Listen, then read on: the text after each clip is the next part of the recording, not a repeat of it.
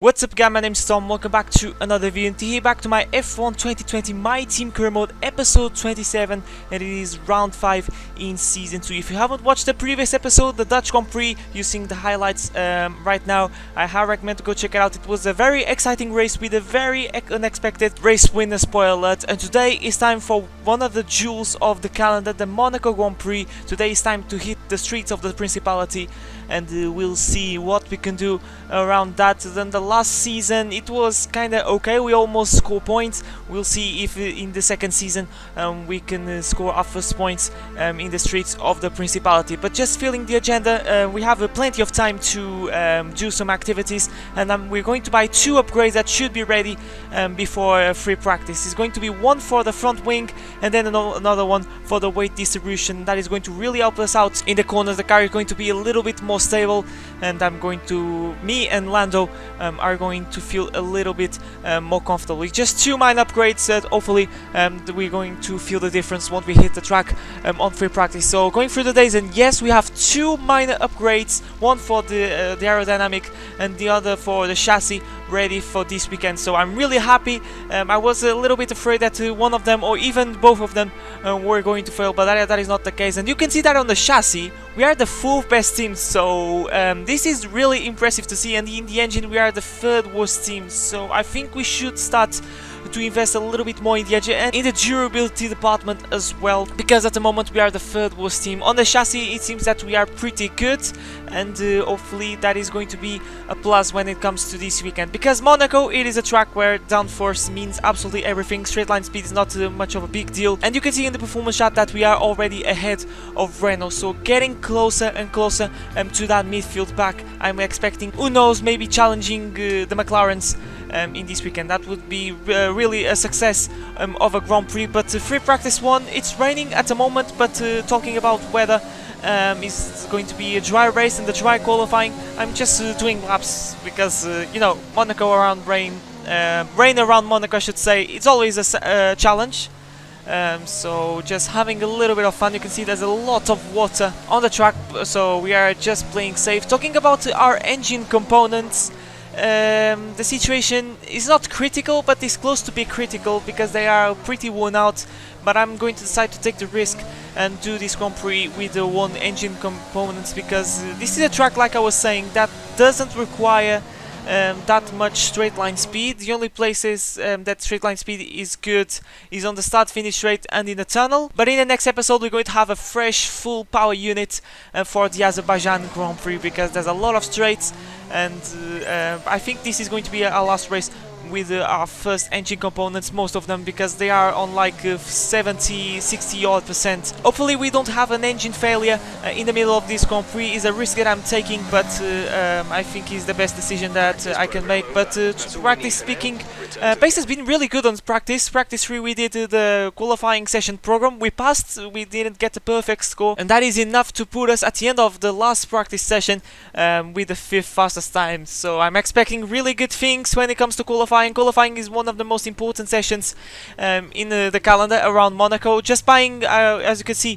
I was buying a major upgrade that should be ready in 2 episodes time for the Austrian Grand Prix. So starting investing a little bit in the engine, and I think in these next few episodes I'm going to invest more in the engine, in the durability, because aero and chassis speaking, we are doing a pretty good job. But here we go, qualifying, the most important session of the calendar, and we're going to hit the wall a little bit, and we lost a bit of front wing, but we're going to carry this lap to the end through the final corner. It's been an okay lap with some mistakes, because you know, it is the first one across the line. It is enough to at the moment to put us 4 fastest ahead of Lando Norris, which it was really surprising to me, because I did some mistakes on that lap, and that front wing damage cost us plenty of time in the last sector. We'll see if this lap is going to be better. It is the 2nd one. We went to the garage to fix the front wing, and this set of tires is the same that we did the first lap.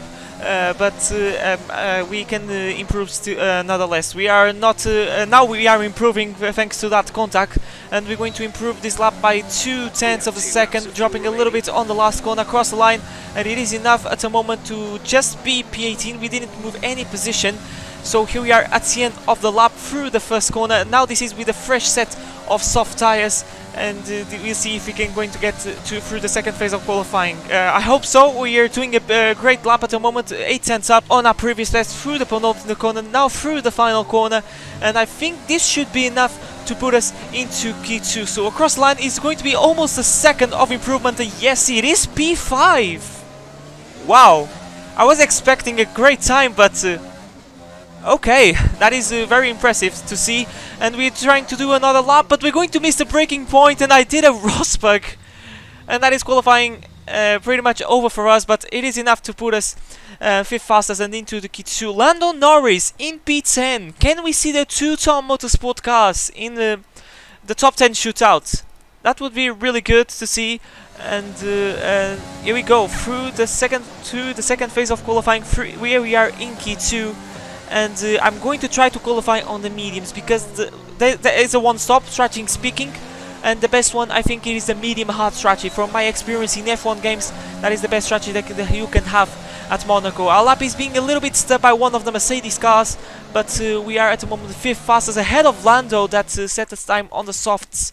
It's not enough to go to the top 10 shootout with the time on the medium, so we are forced to make a time on the softer comparative tires. At the moment we are improving with the half a lap done. We improved by 6 tenths of a second through the Novo chicane, and we're going to start one of my favorite parts of the track. Is so flowing once you get it right, and actually I didn't carry that much speed. I was a little bit timid through the back and through the chicane now, and now we have the brass casts. Here we go, going a little bit in first gear to get a little bit of more rotation. You can still feel a little bit the extra rotation in this game. It's not perfect at the moment, but anyway, we're going to cross the line. 8 tenths of improvement. It is enough to put us into the top 10 shootout. Yes, it is, with 8 fastest times. So I think this is the first time this season, if I'm not wrong, that we are in Q3, and it is in a place like Monaco, which is so important this qualifying, because track position is absolutely everything. You can start on pole and driving like a grandma for the entirety of the race. You can still win the race. There's only a few chances to overtake around this track, but here we are. We have 2 sets of tires. This first lap is going to be on an old set which we use in Q1, and then the second one we're going to use the fresh set that was offered by Pirelli. So here we go through Mirabeau. This lap is not going to be the best, locking up a little bit, missing a little bit the apex. This lap is not going to be really good. This lap is just me gaining a little bit of experience. More laps that you do around this track, more you learn about the track, about the car, about you know, your skills, I can say, and you are more prepared for the second one. So no surprise, we are in last at the moment, just 4 tenths behind Daniel Ricciardo. At the moment who's on pole is Pierre Gasly on the AlphaTauri, followed by Charles Leclerc and Vettel in both Ferraris, and then Bottas and Sainz. Hamilton way down the other in P8. This is a very mixed up qualifying with an AlphaTauri in first place at the moment, but now you're going to join me for the entirety of this lap. Through turn 1 we go, already gaining 2 tenths of a second, so just see how confident I am. Cutting a little bit the first corner, but anyway, we're going to press on.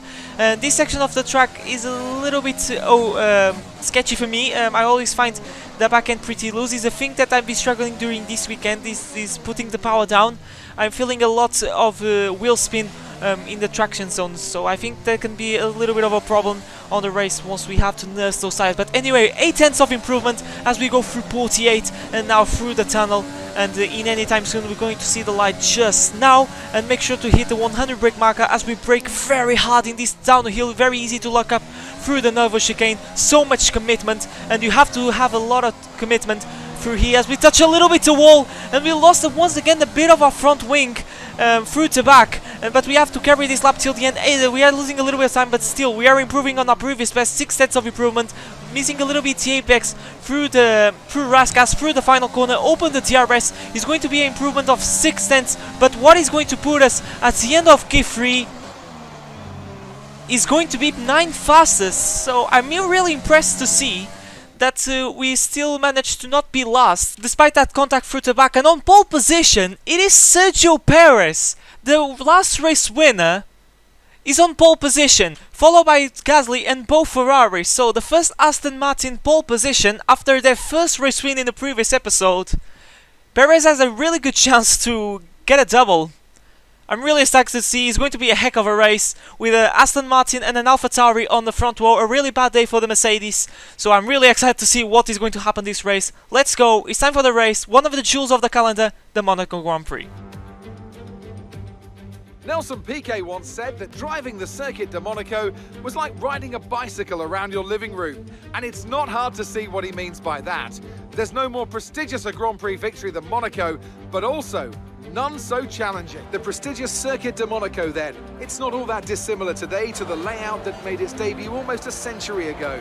It's 2 miles and 19 corners through the streets of Monte Carlo, and although the average lap speed of around 93 miles per hour is the lowest of the season, the tiny margins for error make it the natural habitat of the safety car. Anthony Davidson is here once again for today's Grand Prix. Let me ask you about Renault. We have a number of changes to the aerodynamic regulations this year, and the signs haven't looked good for them so far in terms of getting to grips with those changes. It doesn't look promising for them so far. And if the new regs have hit them as hard as we think, well, I suspect they may need a few late nights at the factory to get back on track. Off the back of a fantastic qualifying session, it's time to see how our starting grid looks for today's race. Sergio Perez will lead us away from pole position, with Pierre Gasly alongside. Looking at the rest of today's grid, we have Leclerc, Vettel, Lewis Hamilton and Bottas, Verstappen, Sainz, Thomas and Daniel Ricciardo, Ocon, Albon, Lance Stroll and Kvyat, Magnussen, Raikkonen, Nobuharu Matsushita and George Russell, Giovinazzi, De Vries, Latifi and Lando Norris starts from the back of the grid. And with preparations almost complete, let's head down to the track. Are you kidding with me? Lando Norris, in a place where track position means everything, took grid penalties. Who took this decision needs to be fired. But anyway, welcome to the Monaco Grand Prix, guys. Lando has a really good chance to score some good points, but strategy speaking, it's going to be one stop. We're going to be forced to start on the softs, and everyone behind us is either start on the mediums or on the hards, and I think that is the best strategy that can have around this track. So I'm really excited to see it is Monaco. I'm always excited to make this race, but we're going to start on the softs and then switch to a set of hard tires. But here we go to the Monaco Grand Prix, a first pole position for the Aston Martin team, and it slides out and away we go. 39 laps ahead of us. This is a great start against the McLaren of Carlos Sainz. As we go into turn 1, we're getting a little bit careful, leaving all the room in the world to Sainz as we are going side by side, a little bit of oversteer I should say, but Carlos Sainz gets that position back and we remain in P9, and Ocon with a good start already overtaking Daniel Ricciardo, you can see behind us, and Ocon can be a really good contender for a good result in this race. Up the inside we go through Mirabeau on Carlos Sainz. What a great move as everyone is bunched up going slow, and I took the chance, but at the moment it is Sergio Perez that leads away. You can see everyone going really slow through the low zep, and you could see that Lando was trying to overtake one of the Alfa Romeos. He was already ahead of one of the Williams cars, who knows that Lando can get a good result and maybe score points, because at the moment this car is showing that it has a pretty good pace around this track. But now we have some team radio. Okay, we're monitoring somewhere on the ICE. Be aware that we will start to see a loss of power. And there you go, confirmation that my engine components are really worn out, like I was telling you in the practice sessions. So it's going to be a real challenge if we want to overtake someone, locking up a lot through Mirabeau, and that we went so wide that Sainz had a little chance, but thankfully we managed to keep that position. But there he is, your race leader Sergio Perez, pulling away a little bit of Pierre Gasly, followed by Charles Leclerc and then Sebastian Vettel, and then the Mercedes of Lewis Hamilton. We're very mixed up grid in this Monaco Grand Prix, but we can have a double for the Aston Martin as Sergio Perez setting personal best, so already starting to feel a little bit more comfortable, are already pulling a little bit away of Carlos Sainz, so that really give me a little bit of confidence. We're actually starting to get closer to Max Verstappen, as I'm telling you, Jeff, to be quiet, because he was telling me a million things per lap as Carlos Sainz makes a move down the inside, and I think we made a little bit of contact because I was distracted by shutting up Jeff, because he was telling me a million things per lap, and it was really pissing me off. So unfortunately we can't fire Jeff. If we could, that would be the first thing that I would do once I started this career mode. But anyway, I'm trying to catch Verstappen. It seems that we're keeping at bay at the moment, because everyone seems to be stuck in each other's train, because the Ferraris don't seem to have such good pace at the moment. So I think that's the reason we're catching the Mercedes and the Red Bull of the Dutch. But this is Esteban Ocon. This is the first place on the mediums, followed by the other Aston Martin way down the road in comparison with his teammate Lance Stroll. And this is the first place on the hard tires, Albon with Red Bull, decided to take a gamble and start on the harder comparative tire. So you can see that we have a very different strategies around this track, but all around the one stop. There's no way that someone is going to do the two stop, because track position means everything. You lose a lot of time in the pit stops, and you're going to be stuck in the DTF for a lot of laps. If you don't make the move, then you're going to damage your tires. So there's no point making the two stop. But these guys on the mediums can be a real threat on the closest stages of the race, because we're going to be in a much degraded hard tires, and they're going to be with a much fresher set. But Verstappen brake checks a little bit as he is pulling into the pits. We're going to pull on the next lap. Lap 12 is going to be an in lap, but Verstappen going really slow. We kind of got brake check, and I had to slam a little bit on the brakes. But there you go, the race leader is pitting, and he's fitting a set of hard tires. Everyone is fitting the hards, and that is going to be a pretty simple strategy. One of the Alpines pitting as well. There is a huge train. So now what we need to do, we need to push a lot. At the moment we are in P3. Leclerc is leading the race as Bottas losing a little bit the back end, and that is going to allow us to get ahead of the Mercedes. So Bottas bottles through 48 at the exit of 48, and we take second place in this Monaco Grand Prix with Leclerc at the moment leading, but not for too long, because we're going to pit on this lap anyway. But Bottas, we're seeing the replay, and yes, he lost a little bit the back end, and we've seen the AI lately making a lot of mistakes. We've seen the AI making a lot of mistakes on the last round at the Dutch Grand Prix, and there go another one this time portrayed by Valtteri Bottas. And we are ahead of both Mercedes. So now what we need to do, we need to put a bang of a lap to try to do the overcut, losing a lot the back end through the swimming pool chicane. At the end of the swimming pool chicane, as we go through the chicane, so much commitment, so I'm really pushing at the moment, and we locked up a little bit, so close to the wall, and we almost lost the front wing like we did on qualifying through the Raskas. But anyway, finally we pull into the pits. Breathe a little bit, let's relax a little bit. We're going to fit the medium tires. That was really close. I was really pushing a lot, because I want to see if I can be ahead. Maybe the overcut can work. I don't know if the guys that pull first into the pits are going to be stuck on traffic with the medium runners. I don't know, but here we go. We're going to exit the pits. At the moment we are in P16, and we are very close to the Mercedes of Lewis Hamilton. We jumped Sebastian Vettel, and yes, the overcut has worked. And I want to say that maybe this can be a top 5.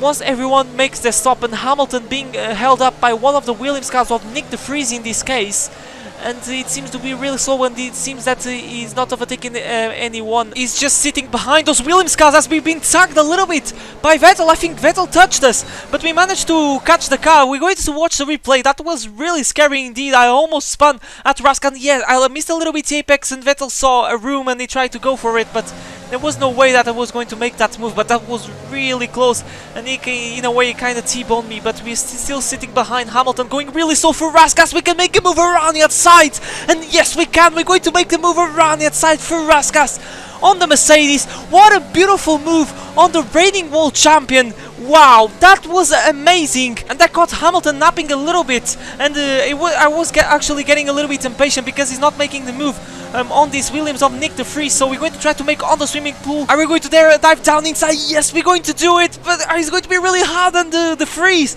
Squeezes a lot. I think he hit the curb and he forced the car a little bit into my side, and he remains ahead. But that was really risky, but I'm really getting patient. I don't want to lose time with these guys, because we are in a different race, and it is a Williams. He's not anymore in our league. He's the slowest car, and we actually with a huge different pace, as you can see, because those mediums of the Williams are absolutely destroyed. So we're going to maybe have a chance on the start finish straight. DRS open, gaining, rich mix overtake mode. Down inside we go through the first corner, but we have to brake so much that we have to go a little bit wide to avoid the wall. And we are side by side once again with the Williams, and once again the Vries gets ahead. Wow, this guy is really getting on my nerves at the moment. I really want to get rid of him, and you can see that the train that we're forming, followed by Hamilton and then Vettel, as the Vries locks up a little bit, and we have to slam on the brakes. So definitely he's getting on my nerves. I'm really getting impatient, so I need to take a little bit of breather. But this is Esteban Ocon at the moment leading the race, going longer with those set of mediums, followed by Lance Stroll and then Alexander Albon on the set of hards. This is where the medium strategy, as we're going around that side, seeing the replay, what a beautiful move that we did on the Brit. But like I was saying, the medium strategy, in other words, the strategy where you start on the mediums, can be really good, because when you're going longer, The other guys that sat on the softs are losing time with the slower guys on the other set of mediums. This is where the medium strategy can be a big winner. And there is the reflect of that. We are losing so much time with the Williams. He covers us off. He parks very awkwardly in the middle of the corner, and we actually literally pushing him, and he doesn't have now a good run through the first corner as we're going side by side, and now we're going to try to take the position on the inside. And yes, finally we take the position of this Williams. Oh my goodness me, we really had to fight that hard. This is why it's so hard to overtake that at Monaco.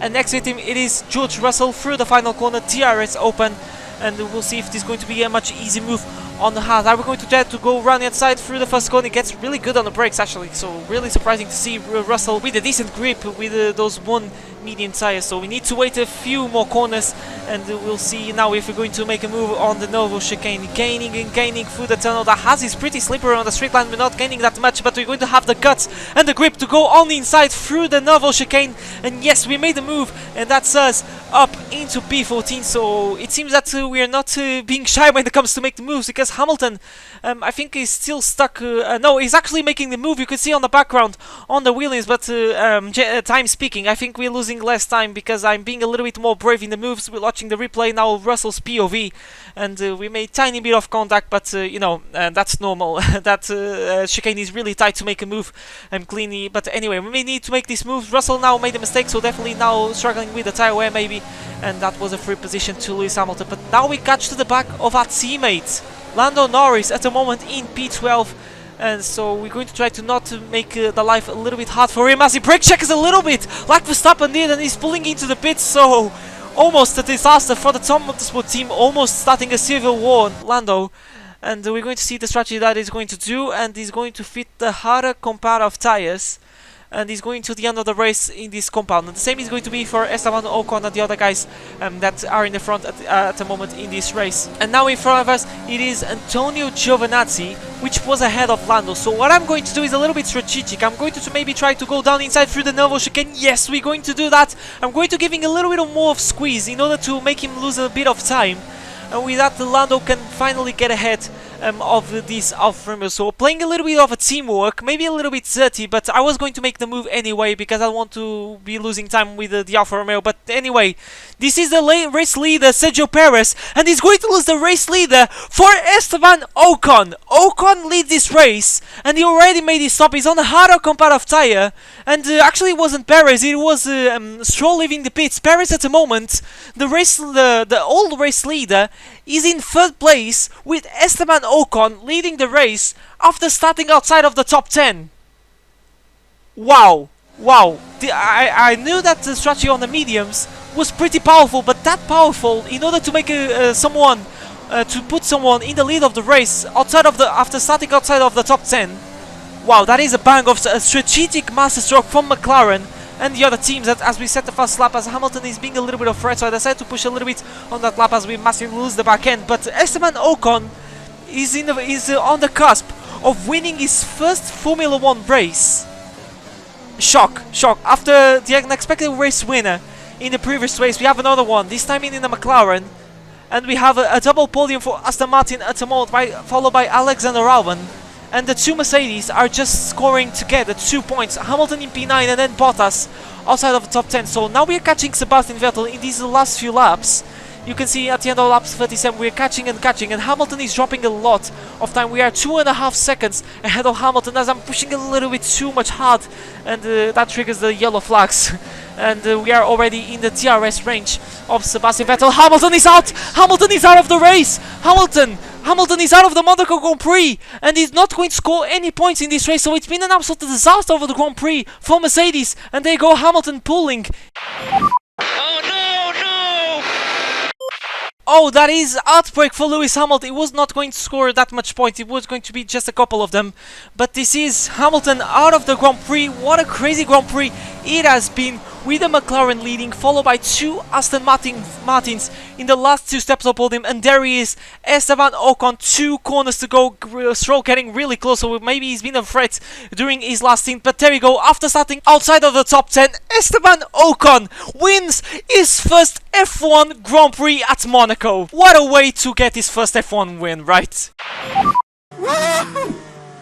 Yes! You know, it finally comes, what we deserve. Thank you very much for your hard work and believing in me as well. Great car.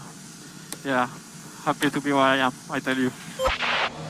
What a race for the Frenchman that wins his first race and the first McLaren win since the 2012 Brazilian Grand Prix. But for us, he's going to be 8th place, so another point scorer, and we're going to be behind Charles Leclerc. Was pushing, trying to get the position, but it is not enough. But for us, it's a very positive result in a very crazy Grand Prix. Wow.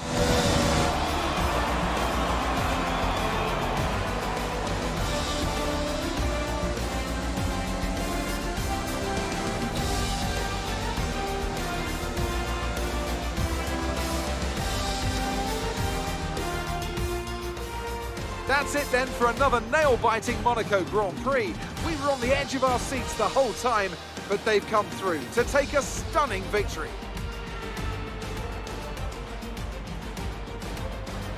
Tell me, Ant, how did they manage to achieve this win? Well, Crofty, this was won through an abundance of speed and an abundance of skillful overtakes. Inside, outside, cutting underneath, we saw it all today. And it's really nice to see a Grand Prix won in that manner. A race, surely, that will satisfy the purists today, I think. Our winning drivers are on their way to the podium right now. It's been a fantastic race for McLaren, that's for sure. And no doubt they'll be celebrating tonight. You just love to see a team like McLaren getting back to race wins. I hope we can see them back into race wins, you know, this season. Who knows, maybe now with the Mercedes engine they can do something brilliant in a race here or there. But there you go, confirmation results. Esteban Ocon, after starting in P11, wins the race. And just imagine Lando Norris with a similar strategy. He basically did the same strategy as the McLaren. He could have well scored points in this race, but that great penalty really ruined things. He finished in P17, but wow, what a race, guys.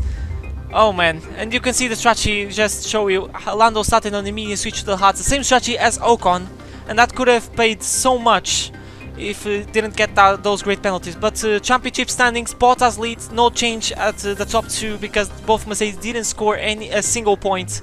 So it's been an absolute disaster of an afternoon for the Silver Arrows. And for us, we drop to 8th place in the standings, and we've been overtaken by Lance Stroll and Pierre Gasly, and unfortunately Lando still yet to score a point. But with these upgrades, I have a good feeling that he's going to start to score some consistent points. I'm not going to fire Lando because I know that he has the skill to be a really good teammate. But anyway, there he is, the constructor standings drop to P7, being overtaken by McLaren, no surprise, and Mercedes remains ahead, 55 points ahead of Aston Martin. But guys, that has been episode 27 of my F1 2020 My Team Career Mode. I hope you guys enjoyed. This race was absolutely bonkers of a one. But yeah, make sure to smash like, subscribe, channel new to see more Formula 1 content. Really motivates me to make more as we climb our way to the 1K subscribers. So let's try to get that as soon as possible. And thanks so much for the support that you guys are giving in these last few weeks. It's absolutely insane, the growth of the channel in these last few times. And what I have to say is thank you and give you the best content that I can. But for me, it's everything. And I'll see you guys for a brand new video next time. But for now, it's goodbye.